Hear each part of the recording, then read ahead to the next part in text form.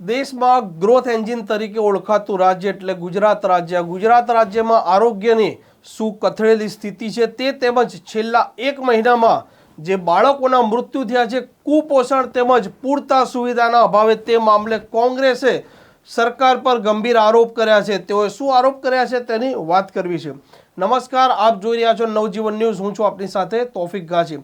ગુજરાતનું આરોગ્ય તંત્ર કેટલું કથળેલું છે તેનો સૌ કોઈને અનુભવ થતો હોય છે, કેમ કે ક્યાંક ને ક્યાંક કોઈ હોસ્પિટલ જે સરકારી હોય છે તેમાં દવા પતી જતી હોય છે અથવા ડોક્ટરો દ્વારા કોઈ જગ્યાએ ગુલ્લી મારવામાં પણ આવતી હોય છે.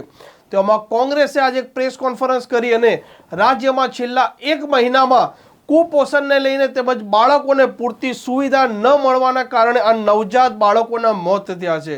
તેની સંખ્યા છે 595. આ ચોંકાવનારા આંકડા કોંગ્રેસે રજૂ કર્યા છે. આ મામલે જે પ્રવક્તા છે મનીષ દોશી, તેમણે સરકારને શું વાત કહી તે સાંભળો.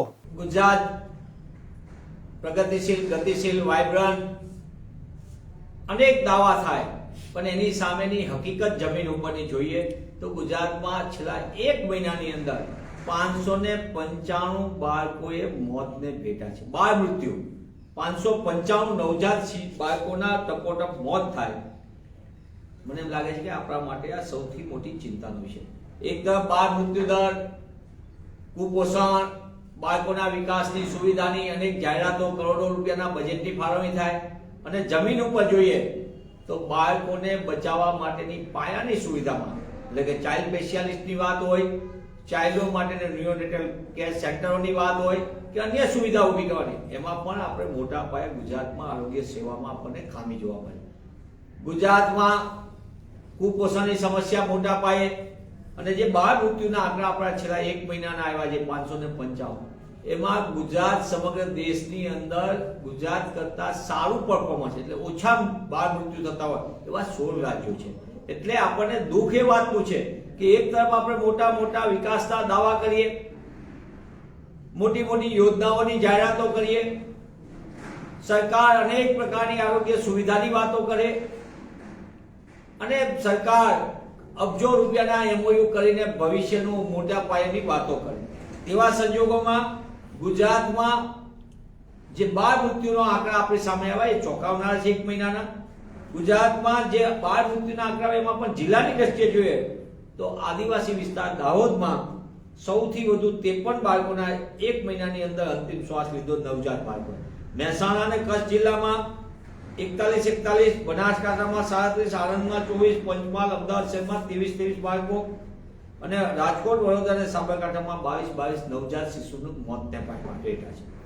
સરકાર અનેકવિધ યોજનાઓની પણ વાત કરે, બજેટમાં પણ હવે નવું બજેટ આવશે ત્યારે પણ વાત કરશે. ભૂતકાળના બજેટ જોઈએ તો એમાં પણ બાળકો માટે ને મહિલા અને બાળ કલ્યાણ માટેના પણ મોટા કરોડો રૂપિયાના બજેટો થયા. ત્યારે મારી આપના માધ્યમથી માંગ છે કે સરકાર જાહેરાતોને બદલે જાહેર હિત માટે નક્કર કામગીરી કરે. એક તરફ બાળકોના મૃત્યુના આંકડા ચોંકાવનારા છે, અને બીજી બાજુ આરોગ્ય વિભાગની મોટે પાયે યોજનાઓમાં કરોડો રૂપિયાના કોન્ટ્રાક્ટ, સાધનો ખરીદી અને સંસાધનોના નામે ભ્રષ્ટાચારમાં પણ અવ્વલ નંબર છે. સરકાર કુપોષણના નામે જે વસ્તુઓ આપે, બાળકોને આપવાની થાય, એ પણ એમના મળતિયાઓ પોષિત થાય અને બાળકો કુપોષિતનો ભોગ બને, તે પ્રકારની ભ્રષ્ટાચારી રીત રસમો પણ અવ્વલ નંબર ઉપર છે. ત્યારે આરોગ્ય વિભાગ ભ્રષ્ટાચારની નીતિ રીતિમાંથી બહાર આવે. બાળ મૃત્યુ દરનો જે એક મહિનાનો આંકડો જ આપણા માટે જે ચોંકાવનારો છે, એના ઉપર સરકાર નક્કર કામગીરી કરે અને બાળ મૃત્યુ દર ઘટાડવા માટે, બાળકોનું જીવન બચાવવા માટે, નવજાત શિશુનું, અને એને કુપોષણની સમસ્યામાંથી બહાર લાવવા માટે સરકાર નક્કર કામગીરી કરે, જમીની હકીકત, તો જ મને એમ લાગે છે કે ગુજરાતમાં આપણે આ સમસ્યાની સામે આપણા લોકોને બચાવી શકીશું. જે પ્રકારે કોંગ્રેસના મનીષ દોશીએ ગંભીર સરકાર પર આરોપ લગાવ્યા છે અને કહ્યું છે કે ગુજરાત છે તે દેશમાં નવજાત બાળકોમાં બીજા નંબરે આવે છે, તેમજ 7 એવા જિલ્લા પણ છે જેમાં બાળકોના એક મહિનામાં વધુ મૃત્યુ થયા છે. જેમાં પહેલો દાહોદ જિલ્લો છે, જેમાં 50થી વધારે મૃત્યુ થયા છે, જ્યારે બીજા નંબરે આવે છે મહેસાણા જિલ્લો, જેમાં 41 નવજાત બાળકોના મોત થયા છે. આ મામલે કોંગ્રેસે આંકડા તેવર અપનાવ્યા છે અને રાજ્યના જે આરોગ્ય તંત્ર, જે વહીવટી તંત્ર છે તેને લઈને સવાલો પેદા કર્યા છે. સાથે જે આરોગ્ય તંત્રની જે કથળેલી સ્થિતિ ઊભી થઈ છે તેને લઈને પણ સવાલો પેદા થયા છે. હવે જોઈએ કે સરકાર કેટલી ઝડપી જાગે છે, જે આરોગ્ય તંત્રની જે કથળેલી સ્થિતિ છે તેને લઈને આરોગ્ય વિભાગ કેટલું સક્રિય બને છે ને શું કાર્યવાહી કરે છે. આ પ્રકારના સમાચાર જો આપને પસંદ આવતા હોય તો નવજીવન ન્યૂઝની ચેનલ સાથે જોડાયેલા રહો.